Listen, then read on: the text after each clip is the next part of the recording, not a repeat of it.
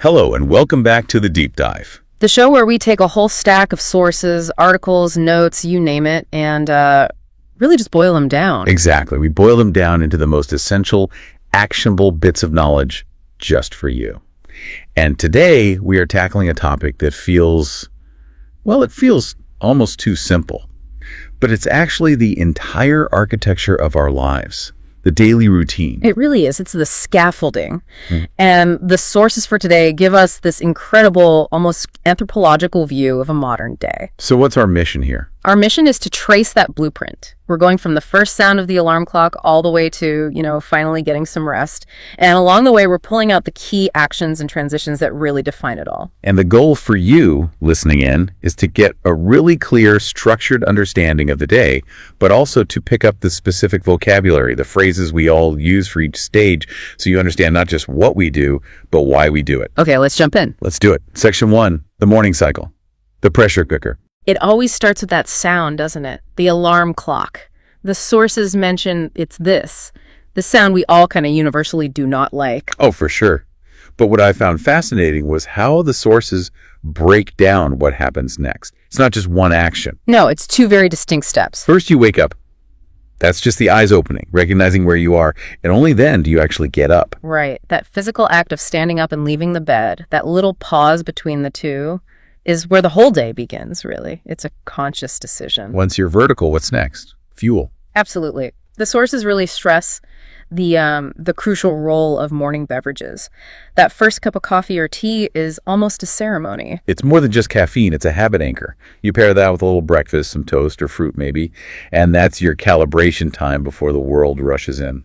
And it does rush in, doesn't it? For a lot of people, that quiet moment is immediately shattered because now you have to manage other people. The family dynamic. If you have a son or a daughter, everything just accelerates. Totally. It becomes this flurry of activity, helping them get ready, making their lunch, making sure all their books are in their backpack. You go from this calm, personal focus to just external chaos. Which all leads to what the sources call the school run. Right. And what is that exactly? It's that quick trip, driving or walking to the school gate. And the key phrase the sources use is "in a hurry."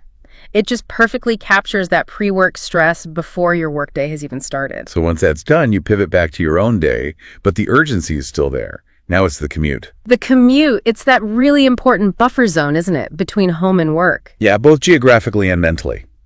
And there are a few ways to do it. The sources list them out. You might be driving your car or maybe taking the bus or the train. Or the subway, which is fast, but the sources make a point of saying it's very crowded. And that detail is so key. It's this trade-off. You get efficiency, but you're also dealing with this human density. It adds a layer of friction right at the start of your day. So you finally get to work, you say hello to your colleagues, sit down at your desk, and the first big event of the day kicks off. The morning meeting. Which brings us right into section 2, work, break, and wellness. Okay, the morning meeting. It's not just talking. It has a real function. It's where the boss talks, people discuss their projects. You're planning the work for the week. Everyone's listening, speaking, sharing ideas. It's about getting everyone on the same page. Synchronizing. But to synchronize, you need energy. And the sources are very clear about what powers this meeting. More coffee. Always more coffee. It's the essential fuel for that kind of planning and discussion. Exactly. But you can't just run on high energy all day. The routine has to have a break built in. After a few hours, you need a change. And that brings us to lunch, which is, it's so much more than just food. It's a strategic pause, a source of energy, yes, but mental energy too. And it's often social. You go with friends from work, maybe to a restaurant. The sources say it's about relaxing the brain. And the way you do that is by disconnecting. Right. You talk about life, not work. You laugh. It's that structured break, whether you're having a sandwich or a salad, that refreshes you for the afternoon. Now, this is where the routine in our sources takes a really interesting turn. There's a special appointment scheduled for the afternoon. A visit to a nutritionist? A nutritionist, so basically a food doctor. Yeah, someone who really knows about food and health. And this appointment, in the context of a routine, it symbolizes something important.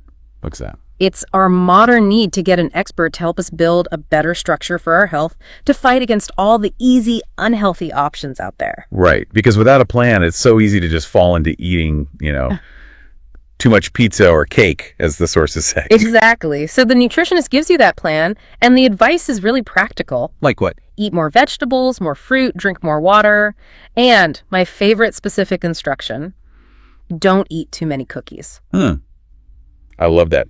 It's simple, direct advice. It's about taking back control of your health within your daily routine. It's the routine fighting back against high-stress convenience. Okay, so the workday eventually wraps up. You're heading home. This takes us to section 3, the evening connection and preparation. The evening commute. It's a mix of feelings, isn't it? You're tired, for sure. Oh, exhausted. But you're also happy. You're looking forward to seeing your family, just being home. And the first few moments when you get home are this critical ritual. Oh, yeah.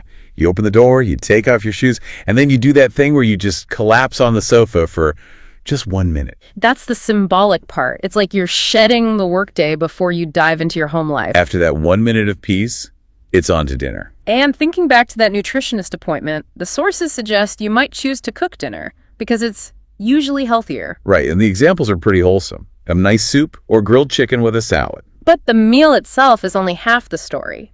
The sources emphasize that dinner time is special. It's about connection, sitting together, talking about your day, asking your kids about school. It's that essential moment to maintain the family bond. And once the dishes are done, the kitchen's clean, which is key for a calm morning, you finally get to the last phase, relaxation. 2 paths here, according to our sources. Path 1 is passive. Watch TV. A funny show, a movie, something to take your mind off things. Path 2 is a bit more active and maybe better for sleep.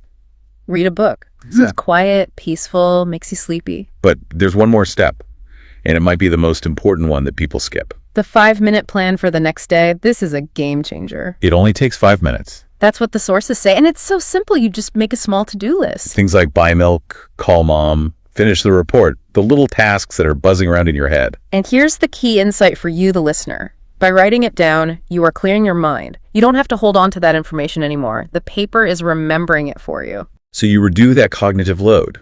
You feel more organized and, more importantly, less stressed. You've taken control of tomorrow already. Then you brush your teeth, put on your pajamas, and the cycle is done. It's a demanding day, but looking at it all laid out, you see the truth.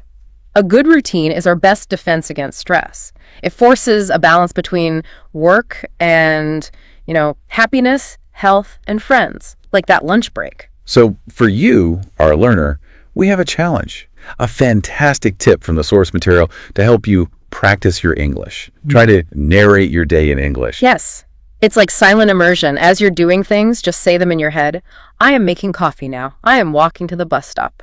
You're practicing thinking in the language, which is such a huge step. And if you want to practice out loud, the sources had a great tip for that too. The shower. The shower. It's your private little recording studio. No one's listening. Yep. You can practice pronunciation, phrasing. It's a perfect low-pressure environment. Absolutely. So we've walked through the whole day, from the alarm to work to family and health. But we want to leave you with one final thought. One last thing for you to reflect on in your own routine. Considering this entire structure we've talked about, the quiet morning, lunch with friends, that relaxing evening, even the 5-minute plan, which specific part of this routine do you feel is the most important for your own well-being?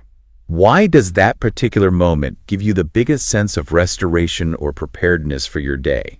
Really think about that. Thank you for joining us for this deep dive into the daily routine. We hope it gave you some clarity and maybe some new words for the rhythm of your own life.